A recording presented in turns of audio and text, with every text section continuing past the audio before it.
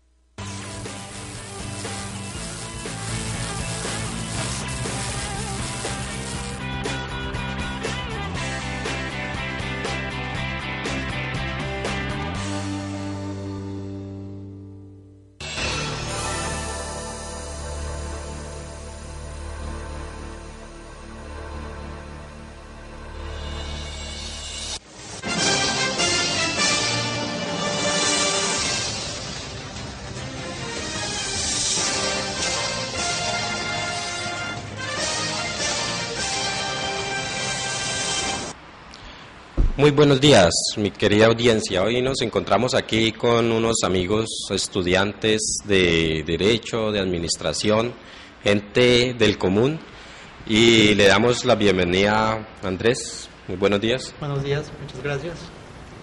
Y Mauricio, muy buenos días. Buenos días. Bueno, hoy vamos a tocar un poquito el tema desde la perspectiva de los estudiantes. ¿Cómo ven ellos la educación? ¿Cómo se ve la educación desde ese espacio? Normalmente tocamos temas con profesionales, con personas que ya están afuera en el ámbito laboral.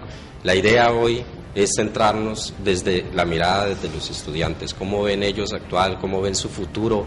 ¿Cómo ven esa problemática que tiene Colombia hoy en día en torno a la educación? Empecemos con Mauricio. Mauricio, cuéntame un poquito de tu historia. Bueno, yo soy estudiante de Derecho y Ciencia Política de la Universidad de San Buenaventura. Bueno, en realidad era estudiante. Sobre la educación en Colombia, pues hay ciertos temas importantes por hablar, como el clientelismo que se maneja en ella. ¿Sí? Más que todo, la educación en Colombia es un negocio, porque cuando tú ingresas a una entidad de educación superior, no te ven como el estudiante que debería ser, sino como un cliente más. Si no tienes el recurso para entrar, no entras, es sencillo. Otro mecanismo que hay en Colombia es el crédito ICETEX y otras entidades, pero los plazos y las tasas de interés a veces se vuelven complicadas de pagar. Eso es un punto importante que hay que tocar en el asunto de educación en Colombia. También el interés del estudiante hacia la educación, más en ese punto no tanto en la educación superior, sino desde el jardín. ¿Sí? Yo tengo una hermana de 8 años y en cierto modo hay materias que ella le tiene pereza. Ese interés, si uno trata de motivar a mi hermana, por ejemplo, vamos a leer un librito, pero es difícil. Entonces el asunto es de motivación y de clientelismo. Es de las dos partes, por ejemplo.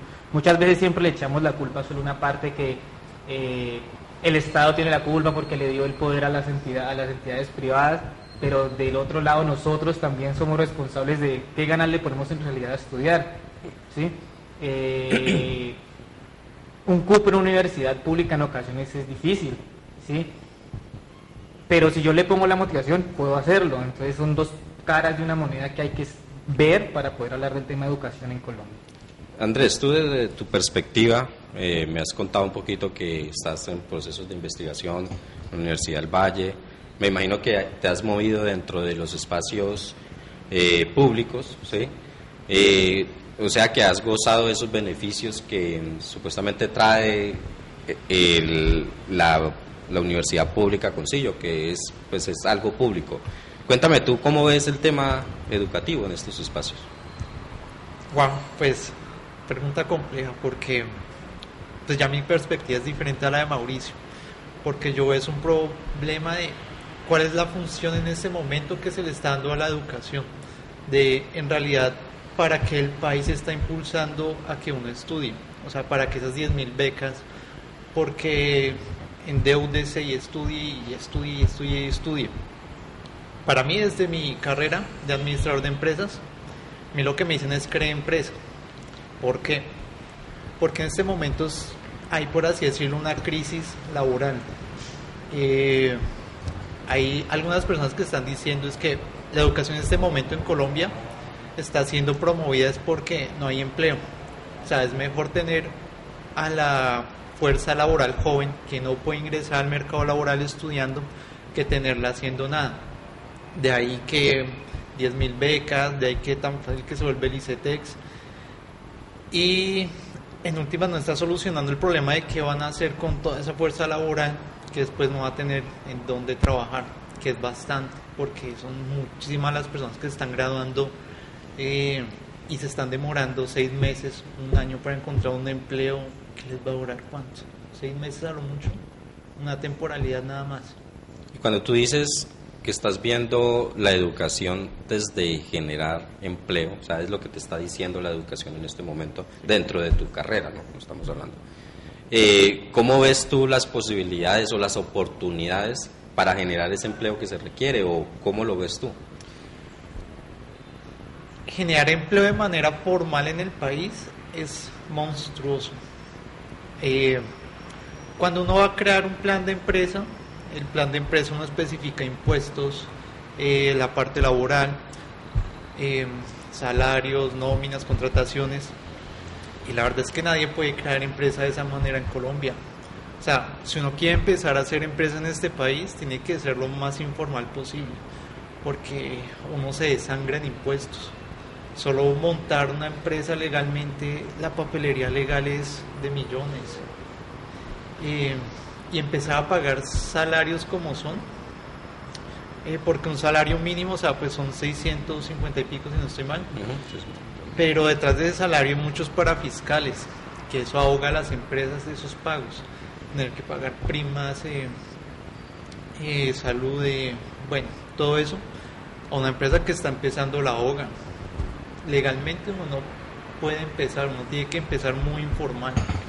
Ya después con los años, que uno supere la barrera de fuego, que es 2 años, si no estoy mal, el promedio de muerte de empresa en Colombia, y ahí uno puede empezar a ser legal completamente. Pero no, el gobierno pone muchísimas barreras para que uno como persona normal del común pueda generar empleo a los demás. Ahora, Mauricio dice, por ejemplo, que él ve que la educación es un negocio, ¿sí? Él hace parte de la educación privada, ¿sí? Me imagino estudió en la educación privada, y desde esa óptica se ve como un negocio. ¿Tú cómo lo ves desde la educación pública? O sea, cuando te hablan de que la educación es un negocio, cuando te dicen que estamos mal en educación, y cuando empiecen con programas como becas, pero enfocados a la educación privada, ¿sí? ¿Cómo lo ves tú desde el ámbito público, que es donde te mueves? Sí, desde el ámbito público tiene factores muy complejos, porque es que la educación pública, hay que decirlo, está en una crisis no solo económica. Pues yo esa crisis económica no la siento, porque la Universidad del Valle relativamente ha sabido llevar esa parte, manejando extensión y posgrados. Entonces tú no ves el negocio detrás de la educación. Desde lo público yo no veo un negocio. Sí. El problema es la clase de educación que se está generando desde lo público. Ya no es lo mismo decir, yo salí de la Valle en este momento, como se decía hace 15, 20 años. O sea que en términos de calidad se ve mermado el concepto de educación. Listo. Mauricio, tú haces parte, me estabas comentando que haces parte de diferentes grupos, que te mueves mucho. Me imagino que eres de esos jóvenes que no se puede quedar quieto, sino que siempre está buscando algo que hacer. ¿Qué es lo que te lleva a ti a moverte, a hacer todas estas cosas? Inquietud y curiosidad por saber cosas, ¿sí? Inicialmente, hablamos de educación. Cuando yo entré a la universidad, yo ingresé en Derecho Nocturno por motivos económicos me retiré y reingresé un semestre después. Cuando yo reingresé este semestre, realmente todos mis compañeros eran primíparos, pocos habían tocado en la universidad. Y esa curiosidad que digo que me motiva a moverme en muchos ámbitos, creo que hasta todo el tiempo que estuve en la universidad me sacó a flote sobre los demás o me hizo distinguir de los demás. Sí, porque no era el asunto de, me mandaron a leer un paquetico de copias y me voy a quedar con ese. No, el paquetico de copias me hace referencia a otro autor. Vamos allá. Y esa curiosidad es algo que todos tenemos que tener muy presente en el ámbito de la educación. Ahora quiero hacer una referencia a lo que decía Andrés. La oferta laboral en Colombia.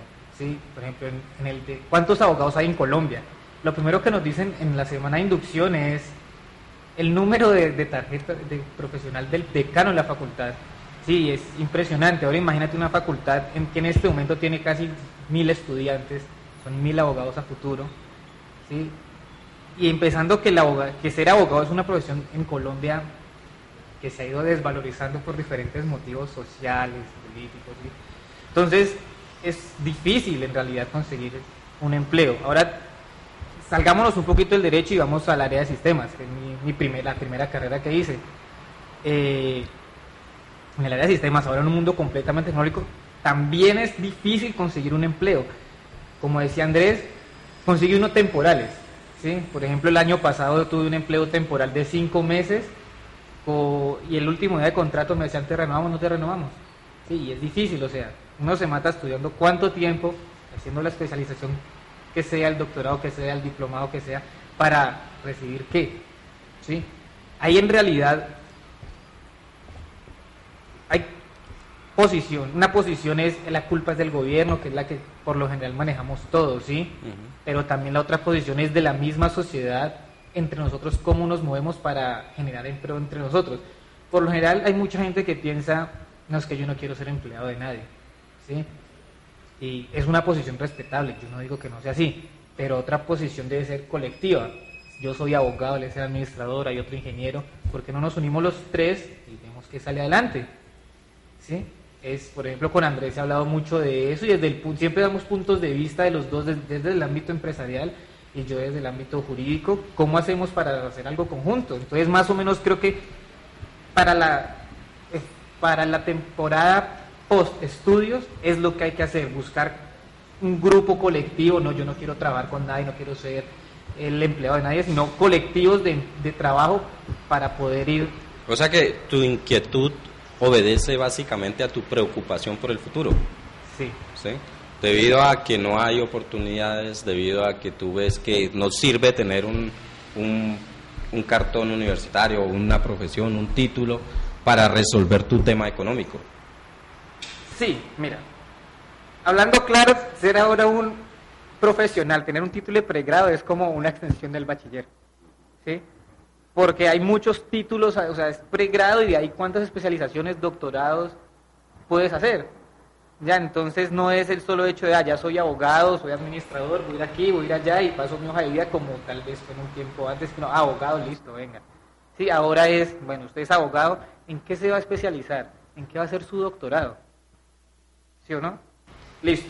Entonces, si yo entro a competir con un abogado, yo soy un abogado de pregrado, lo único que puedo hacer por ahora es divorciar gente para poder mantenerme un tiempito e ir ahorrando mi dinero para una futura especialización. Ahora, ¿qué puedo hacer yo contra un abogado que tiene 2 especializaciones más que yo? Obviamente, cualquier empresa lo va a preferir a él. Cualquier ciudadano de a pie, a no ser por el factor económico, que yo salga más económico que ese abogado, me va a contratar. Entonces son factores sociales y económicos que influyen mucho en el desarrollo también educativo de una persona. Cuando tú ves el tema de educación, de calidad, de preparación, ¿sí?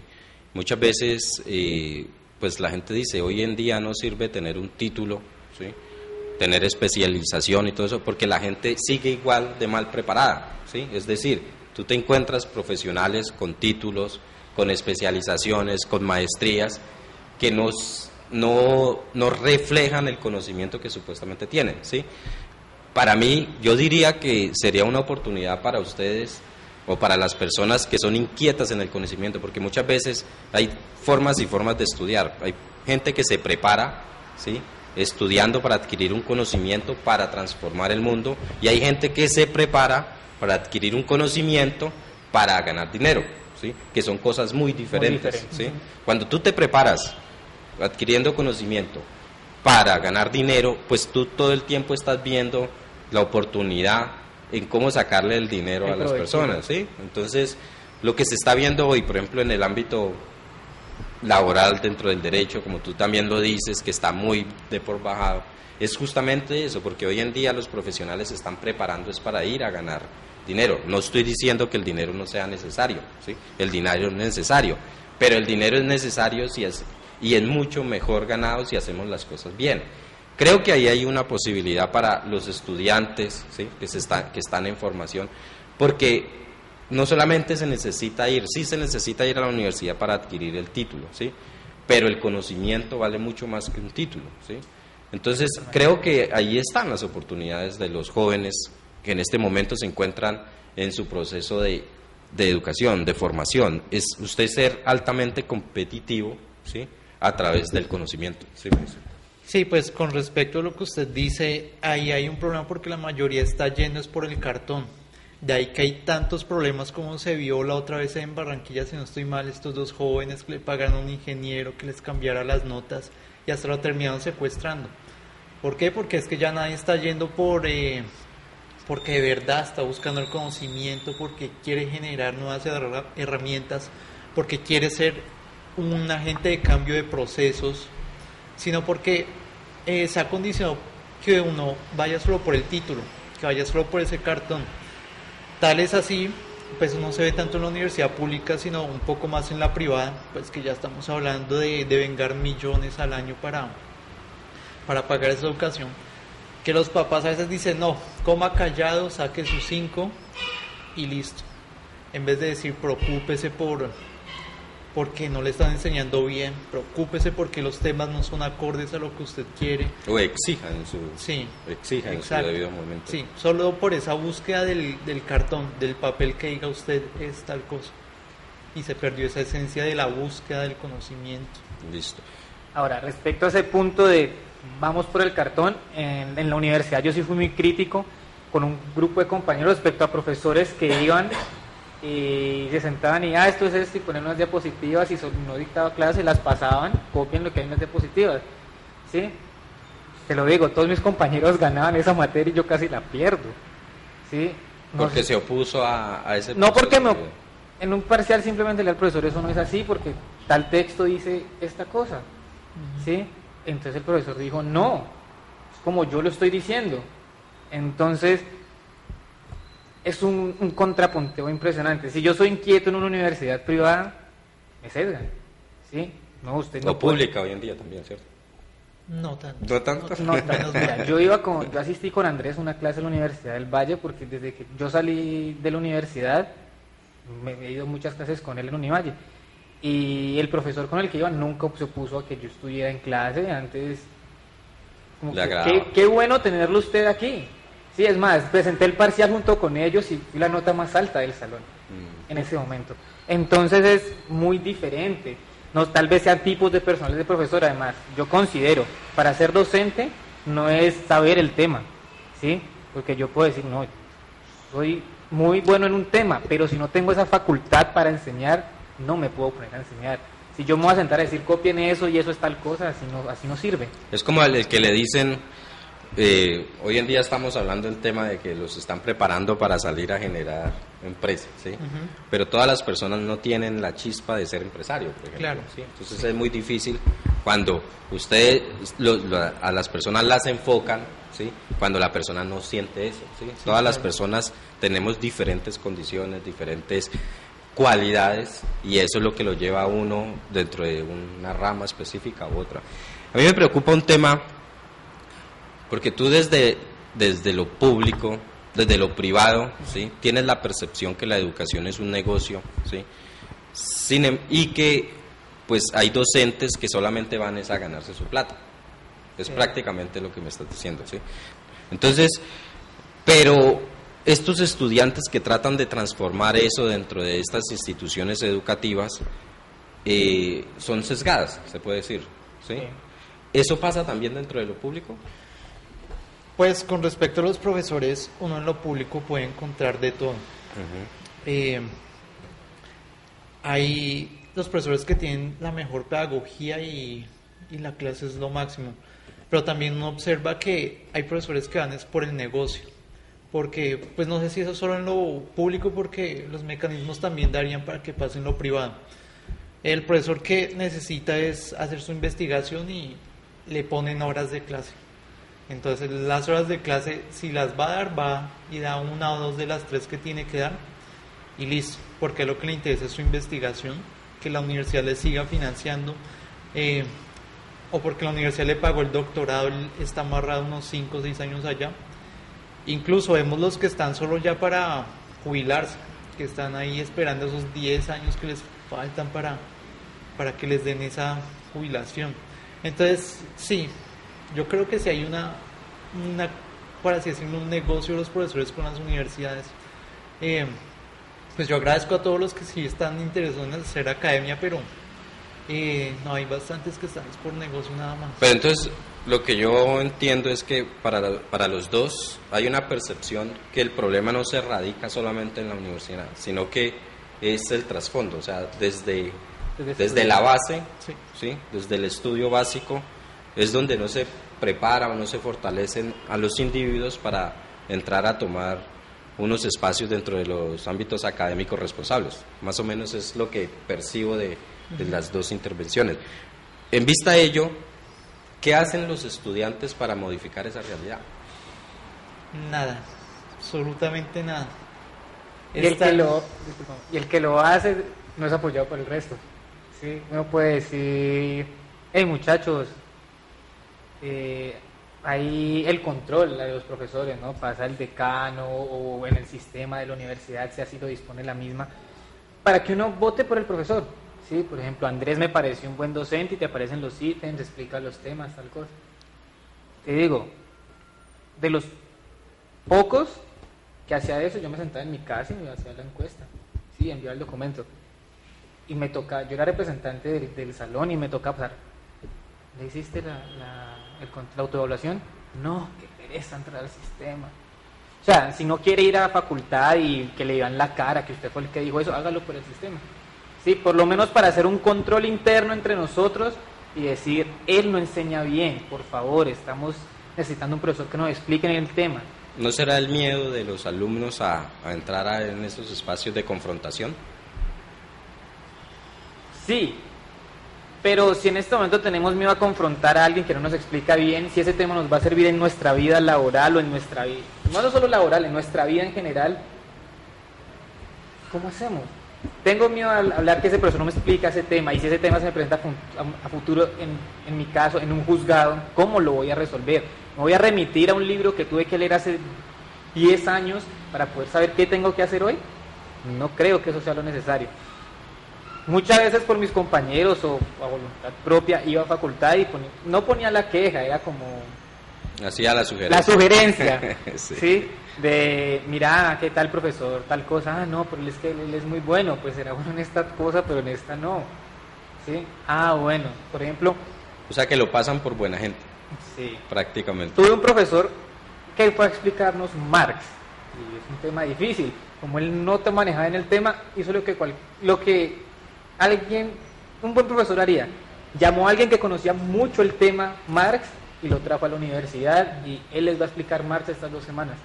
No sé cómo le habrá pagado al profesor, le habrá remunerado esas 2 semanas, pero a mi concepto es lo que hace un buen profesor. Supongo que el que iba a hablar de Marx, como es convicción ideológica, pues lo hizo gratis. Es probable, no sé, pero es más o menos, por ejemplo, yo tengo yo soy docente y tengo que explicar sistemas organizacionales. Andrés es administrador, él sabe de eso. Yo lo haría, ve Andrés, mira que ese tema me queda complicado, me colaboras en tal horario, ¿puedes? Ah, sí, listo, por favor, ahí cuadramos cómo te pago esas horas. La pregunta es, ¿cómo una universidad contrata a un docente que no tiene los conocimientos en ciertas áreas para dar ciertas Ese es otro materias. punto. Ya, muchas veces, tal vez el término esté mal manejado, amiguismo. Yo soy decano de la facultad y necesito un docente para teoría económica. Andrés es mi amigo de toda la vida. Ve, Andrés, estamos buscando personas, dame la hoja de vida que yo te hago fuercita. ¿Sí? Entonces es más dedocrático Más que... clientelismo que Andrés, Andrés cumple las facultades, Andrés está capacitado para dar esa clase, ¿sí? Y si le falta un doctorado, muchas universidades, como decía él, muchas universidades dan la posibilidad de que el profesor, después de que esté vinculado, empiece su doctorado, ¿sí? Entonces son posibilidades que hay para mejorar los mismos docentes, la misma planta de docentes. Otra cosa es que hay docentes que son eternos en una materia. A mí me dieron clase profesor, mi mamá y mi papá son abogados, a mí me dio un profesor que le había dado clase a ellos. O sea que dentro del espacio laboral no conoce mucho. No, es muy buen abogado, la verdad. Dice. ¿Sí? Y no niego, el señor es muy inteligente. ¿Sí? Y es, llamémoslo vulgarmente, un monstruo en el derecho. ¿Sí? Okay. Pero creo que hay que darle oportunidades. Sí, mamá estudió eso hace 20 años. Esos 20 años, ¿cuántos profesores cuántos abogados no han salido con vocación en ese mismo ámbito, en esa misma rama del derecho, que pudieron haber hecho, sino que está cortando también oportunidad a otro profesional en el ámbito de la docencia? ¿Ya? Entonces, es un ciclo, ¿no? Una renovación de docentes también, llamémoslo por ese estilo. Es necesario. Yo veo que la universidad pública se mueve mucho, ¿sí? Es decir, uno ve a los jóvenes pues protestando, con el tema de la reforma de educación salieron muchos afuera a dar bueno, me acaban de decir que tenemos un audiente en línea. Muy buenos días. Buenos días, le voy a hablar, yo tengo mi hija estudiando en la Universidad de Santiago de Cali. Lo que dicen los jóvenes está muy bien. La Universidad de Santiago de Cali, odontología, ¿no? Mi hija, yo pago por el semestre 5 millones de pesos. Bueno, eso está bien, pero tienen una clase que se llama clínica, en el cual ellos tienen que pagar por aparte 420.000 pesos. Usted sabe que la universidad del 50% son gente pobre, en el cual allá no les suministran una aguja gratis ni por el chiras. Entonces, de manera, ahora esa clase de clínica perdieron 25 estudiantes, en colaboración con los docentes, para que ellos paguen nuevamente los 400 y pico de mil de pesos. Porque esa universidad, así como son los colegios públicos, que el niño no se puede quedar, el niño tiene que pasar al año siguiente, que eso es muy bueno lo que hacen ahora, que le dé la universidad otra oportunidad para volver a presentar su examen de clínica, porque los rajan a todos, porque usted sabe, 25 a 400.000 pesos, ¿cuánta plata es? Eso es un negocio que ellos tienen. Ahora en la educación pública, ¿cómo es que un niño de ladera, de estrato 1,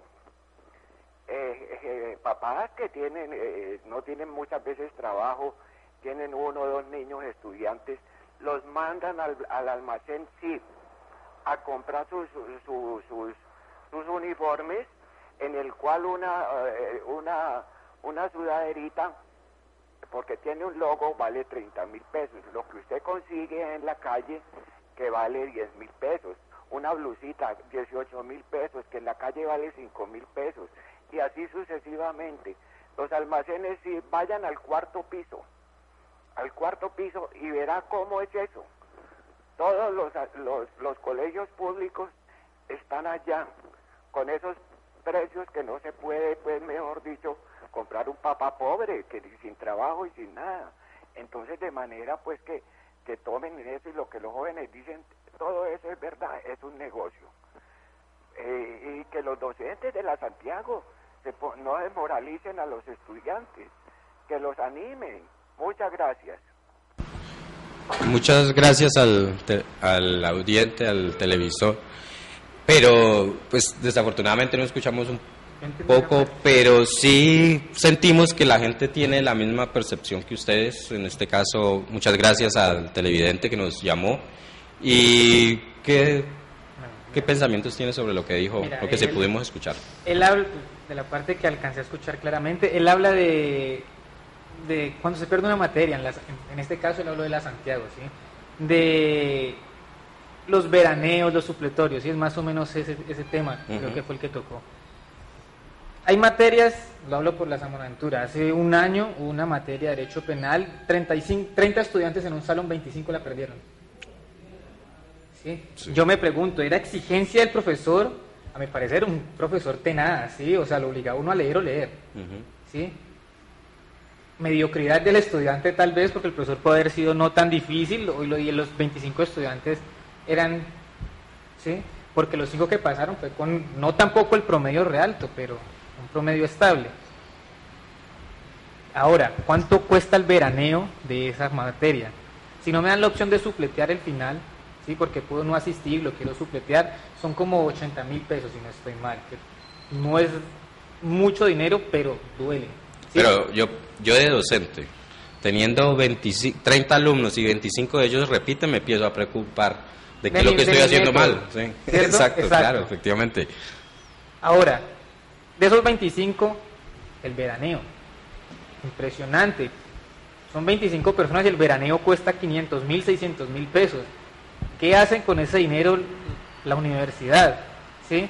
Muchas veces, no, es que le pusieron techito a la portería. Se supone que son... Bueno, sí, y el techito les costó 12 millones de pesos, pues. Sí. Y que fuera solo en la Facultad de Derecho, pero veranean en Derecho, en Ingenierías, en Psicología, ¿sí? Y son muchos casos. Ahora, hay materias que no abren veraneo, ¿sí? Por ejemplo, penal no se abre veraneo, te exigen repetir la materia al siguiente semestre. Si mi cupo en crédito solo me da para 8 materias, es una materia de más que tengo que pagar, que también es dinero, duele porque son 700,000 pesos. Sí, hay personas que tienen los recursos y te lo digo, son una materia más que voy a veranear, ¿sí? Ahora, uno con crédito FENAL, Picetex, ¿sí? o Bancomeva, ¿de dónde se saca los 800? Entonces ya empieza a verse atrasado en el estudio, a dar más de esta materia que perdió y bajar el rendimiento en otras. ¿Sí? Entonces, afecta también la parte educativa. Entonces, esa parte clientelista de la universidad de, pierden tanto, son tanto por veraneo, nos quedamos con esta plática e invertimos en el techito. ¿Sí? Es preocupante esa parte de qué hacen con los recursos en realidad. Veo que si retomamos el tema a lo que veníamos proyectando, es la participación de los estudiantes para transformar algo que ellos ya desde ahora conocen que hay un problema. Tú me decías que no hacen nada, pero como te estaba diciendo, veo que muchos estudiantes tratan de hacer diferentes acciones, participan en movilizaciones, tienen ese sentido de liderazgo para... Pues lo vimos en el tema de la reforma de la educación, que se movió bastante, ¿sí? Pero lo que sí me preocupa es que se mueven en un momento y las cosas siguen pasando y después igual les meten la transformación y ya la gente se queda quieta. ¿Cómo ves tú eso? Es que hay un problema y es que todos son células, o sea, lo de la última reforma de educación fue muy bueno porque de verdad logró mover masas, no solo de la pública sino de la privada incluso. Pero en general, si no hay un golpe, un choque así, sigue habiendo solo células. Entonces aquí están las feministas, aquí los socialistas, acá los marxistas, los deportistas, bueno, cada cual con su pequeña lucha. Entonces están los 10 estudiantes con su pequeña lucha, pensando que así se puede cambiar algo. O sea, en vez de conformar grupos grandes que de verdad logren cambiar estamentos, no solo en la universidad, sino socialmente, que debería ser el objetivo de una universidad pública o privada, está cada uno por su parte, o sea, cada uno está defendiendo lo que quiere, y así no sé si realmente se puede hacer un cambio. ¿Cómo sienten ustedes desde su plena juventud el apoyo de los padres, de los adultos? ¿Cómo se sienten ustedes? Pues en mi caso la única regla es estudiar, o sea, y eso... Así te viene mal, así no sirva. te sigue, estudie, es Sí, como o la sea, única razón. O sea, eso es desde pequeño y eso sí Ujú. tengo que estar agradecido porque por esa parte yo no puedo decir que tuve papás convencionales. Porque, por ejemplo, yo iba a pedir un videojuego y no hay plata para eso. Pero yo pedía un libro que valiera 100.000 pesos, una colección de enciclopedias que valga 1.000.000 de pesos. Pedía un balón de fútbol o un balón de baloncesto, pero siempre había plata para deporte y para educación. Y esa fue la única como que ley que siempre he tenido, es estudio. Eh, Ni siquiera para decirse algo en la vida, sino porque Pero el apoyo lo recibes desde lo, digamos, es decir, desde lo de la guía, ¿sí? Más o menos. Pero en el momento en que tú te activas en algo, reaccionas, sientes ese apoyo de parte de, pues, de los adultos, de las personas que están en su ámbito laboral y todo eso. ¿Cómo lo ves tú? fuera de mis círculos, porque hay que admitirlo, nosotros estamos en círculos muy diferentes al general de la sociedad. Nosotros somos de los pocos que pueden ir a las grandes universidades, nosotros tres. Fuera de esos círculos, no sé qué tanto apoyo hay. O sea, porque la premisa es la siguiente: usted va a estudiar y con eso cómo va a hacer plata. Entonces, como que el ideal social, el ideal que se ha construido es la plata fácil. Vaya, consígase una moto, una pistola y listo, empieza a hacer plata así. O ya consígase una finca, empieza a hacer cultivos ilícitos y levante plata. Ahí sí usted es alguien realmente en la sociedad cuando logra levantar plata, que fue fácil. Ni siquiera es válida ya la plata luchada y con esfuerzo. Porque le dicen al tipo, este pobre tonto se mató 10 años en esa empresa y hasta ahora es que viene a levantar dinero. Cuando el tipo en el pueblo que en menos de un año logró empezar a sacar cosas a Estados Unidos, a Europa, él es vanagloriado. Y no hay que admitirlo, eso viene desde altos estamentos de la sociedad, porque solo veamos las novelas que hay en la televisión. En este momento, por ejemplo, hay un tipo que le dio cáncer y empezó a hacer dinero ilícito. Escobar, tanta novela de sicario, de traqueto. Eso es como un impulso a que hagamos plata fácil, a que no nos esforcemos. ¿Tú ves mucha televisión? Desde hace ya tiempo dejé de ver televisión. Te apartaste de esas inyecciones que te genera Sí. el ámbito. Tú que te mueves mucho, sí, que participas, ¿cómo sientes el apoyo de los adultos, de los docentes, de los padres, de las personas que son supuestamente los que están detrás de tu guías, o que son tus guías? ¿Cómo sientes tú eso? Bueno, eso en realidad depende mucho de ideologías. Ujú. Por lo menos mi familia es muy religiosa, yo no. Sí, por lo menos yo les digo, uy, hay una marcha sobre tal cosa y voy a ir. Yo estoy a favor del aborto, mi mamá no.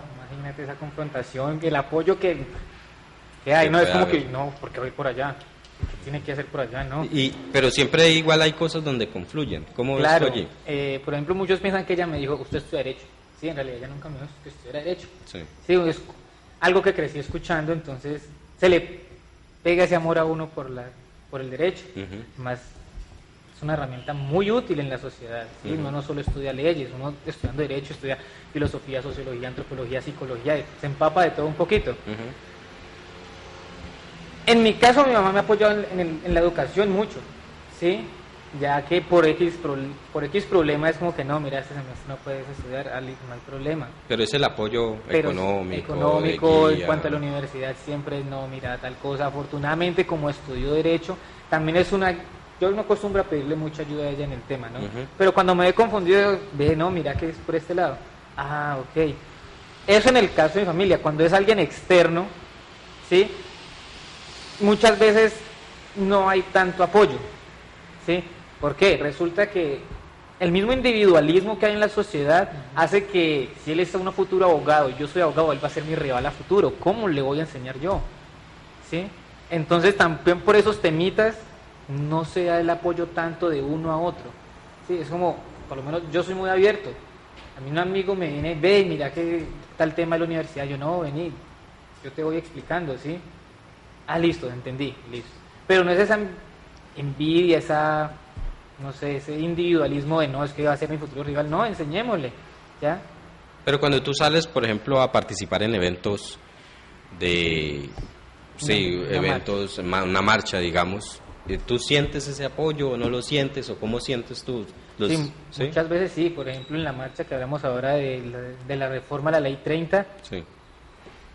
muchos adultos salieron con nosotros a marchar. Movió, Sí, yo iba con los de movió, sí, Univalle y movían adultos, te lo digo, eran policías que estaban haciendo la callecita de honor y se movían con nosotros, Ujú. ¿sí? O sea, no porque les gustara, ¿sí? O porque les tocara, pero se metían y hablaban con nosotros de sí, mira, qué tal cosa, yo pensaba terminar este curso auxiliar y meterme a estudiar algo, pero así no se va a poder. Entonces, si hay apoyo, ¿sí? El problema es que el apoyo, como decía Andrés, después de un evento grande, hay una reforma a la ley 30, el apoyo se desvanece. Se desvanece, ¿sí? Sí. No es algo constante que digamos, hoy es ley 30, mañana ¿qué será? No, hoy ley 30, mañana, como no nos pasó nada, no nos hacen nada, no estamos juntos. ¿Sí? Entonces debe ser constante el apoyo, no ayúdame hoy, mañana no. Y este tema, digamos, uno ve que cambian ministro, que cambian administraciones y cada uno llega con un cuento nuevo en el tema de educación. Cada uno va a solucionar el problema de la educación. Pero resulta que pues esos espacios, a veces un ministro dura 2 años, ¿sí? Lo cambian y llega otro y vuelve a implementar nuevas cosas. ¿Eso lo sienten ustedes desde la academia actual? La verdad no, porque en últimas estamos hablando de que todos vienen de una misma línea, o sea, no hay que negarlo, o sea, podemos hablar de uribismo y santismo, pero la verdad es la misma línea, solo que pelean por... O sea, el objetivo ya está trazado. Todo está trazado, sí, o sea, el ministro puede decir que va a hacer tales cosas, pero la verdad es que él ya tiene un plan de fondo y hay unos lineamientos que ellos tienen que seguir. ¿Cómo ven ustedes, por ejemplo, saliéndonos de Colombia, ¿sí? Viendo otros países que empiezan mucho más atrás que el desarrollo de este país y se nos superan fácilmente? Es decir, tenemos Ecuador, ¿sí? Ecuador, que era un país muy atrasado en términos generales y supuestamente eran más atrasados que nosotros, ¿sí? Hoy en día tenemos un cambio de una sociedad como los de Ecuador. ¿Cómo ven ustedes esos temas? Digamos, hablando de Ecuador, no sé qué esté pasando en Venezuela, Uruguay, Argentina, donde la educación pasa de ser un negocio, ¿sí? Privada, a ser educación pública. ¿Cómo ven ustedes? Mira, por lo menos en Argentina, yo estuve concursando para una beca en la Universidad de Buenos Aires. Es más, ahí no hay necesidad de concursar para becas. Simplemente tú entras a la página, te piden unos requisitos, envías los documentos, eres estudiante de la Universidad de Buenos Aires. No hay necesidad de más. Lo más difícil que tienes que hacer es ir a Bogotá, hacer apostillar tu diploma en el ministerio y te vas a Argentina, entregas los documentos, te vuelves a Colombia, esperas, eres de la Universidad de Buenos Aires, ¿sí? Te pagan todo, lo único que tienes que hacer es pagar el 20% del costo administrativo que le llaman allá, que viene siendo como 100.000 pesos en dinero colombiano, ¿sí? Entonces imagínate esa diferencia, ¿sí? Y es la Universidad de Buenos Aires y alrededor, si eres estudiante extranjero, alrededor de la Universidad de Buenos Aires hay miles de casas para estudiantes, ¿sí? Ahora, la pregunta es, yo me voy para Buenos Aires a estudiar, pero también tiene la posibilidad mi familia de mantenerme en Buenos Aires estudiando, porque está bien, no me tienen que pagar universidad, pero sí me tienen que sostener en Buenos Aires. Si no me pudieron pagar una universidad en Colombia, van a tener el dinero para pagarme una en el extranjero. Se vuelve un tema económico. Se vuelve un tema económico ya. Pero ¿cómo ven ustedes que esos países progresen a tal escala y nosotros sigamos en las mismas? Pues a países como Uruguay, Argentina y Ecuador, ellos están haciendo grandes avances en educación porque ellos se dan cuenta de que hay problemas de fondo y los están tratando de corregir, porque están quitándole el negocio a lo que es la educación y retransformándola para que la educación sea un agente de cambio, socialmente hablando. Esos cambios sociales traen adelanto tecnológico, económico, y con eso el país puede salir adelante.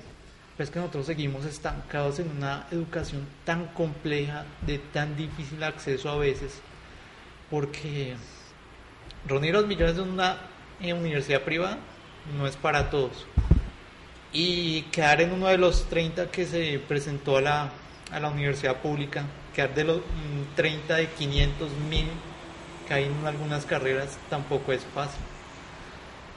Y sin embargo el gobierno sigue creando mecanismos que frenen, que cuarten la educación. Pues no sé si ya es irme un poco lejos, porque ya es pura teorización, pero no es conveniente tener una sociedad educada, porque una sociedad educada es más difícil de manejar. Una sociedad que sea pensante, obviamente va a querer dirigentes que sean racionales y que respondan a las necesidades. Una sociedad con educación no va a ir a vender su voto por un tamal, por unas tejas, por 20.000 pesos, por cosas tan ridículas que a veces la gente se vende, porque igual la gente piensa, o sea, sin educación, no, pues toda esta gente, pues vienen todos los mismos corruptos de siempre, pues aceptémosle y démosle el botico, y eso no es conveniente. Es la percepción que llevas sobre lo que es la proyección de la educación en este país en este momento, ¿sí? Tú que te mueves bastante también en el ámbito político, social, se puede decir, ¿cómo ves el futuro? O sea, ¿dónde ves, cómo razonan los líderes, las personas que están en este momento gobernando? ¿Cómo ves ese panorama? Y ahorita en aras toco el tema porque pues vienen elecciones de alcaldía, de consejo, ¿sí? De las JAL. ¿Cómo ves tú ese panorama? Mira, desde los que primero hay dos perspectivas, desde los que están en el poder y los que no estamos en el poder. Uh-huh. ¿Sí? Los que no estamos en el poder siempre decimos, esto se puede cambiar. ¿Sí? Buscamos la forma de llegar al poder para establecer por lo menos una política que nos lleve a ese cambio. Uh-huh. Ahí hacemos el proceso electoral que se viene ya en octubre, empezamos campañas en junio, julio más o menos. El asunto es que en este momento, para yo lanzarme tengo que estar avalado por un partido político, X partido político que lleva una ideología, ¿sí? Y cuando yo llego al poder, ya mis ideas con las que yo lancé mi campaña me empiezan a perder peso porque tengo que ir con los lineamientos del partido. Yo no puedo lanzarme por el Partido Liberal y irme en una idea contraria. El futuro en este momento en Colombia, dependiendo también de los diálogos que se están llevando, es prometedor, ¿sí? En muchos aspectos, ¿sí? Una sociedad sin las FARC va cambiando muchas cosas. El asunto es qué ponemos a hacer a los que se vienen del monte de la sociedad también. ¿Sí? Hay gente que no sabe leer, escribir, hay que educarlos. ¿Listo? Entonces, futuro prometedor, pero también la sociedad interna, no solo los que no están en el poder, sino los que están en el poder, necesitamos un replanteamiento hacia dónde vamos. Bueno, la invitación hoy fue hablar un poquito desde el concepto de la gente que está en ese proceso de educación, de crecimiento. La idea era traer personas que estuvieran viendo hacia el futuro, mirando las oportunidades, tocando los temas que los tocan directamente. Agradecemos mucho al doctor Tejada por ceder este espacio, ¿sí? Y a los muchachos que nos colaboran y poner, como él siempre, dejando temas de reflexión, ¿sí? Necesitamos que las personas que nos acompañan, que nos ven, que están en sus hogares, empiecen a apoyar, no solamente desde la guía, no solamente desde dar consejos, sino a participar activamente para la transformación de esta sociedad. Es importante ver que existe todavía esperanza dentro de los jóvenes que están en este momento, que se encuentran allá en esos espacios, mirando hacia un futuro que desde lo laboral no se ve muy prometedor, pero que todavía se siente que hay esperanza en este país. Los invitamos entonces a participar activamente, acompañarlos activamente, y esa es la reflexión hoy en día. Muchas gracias.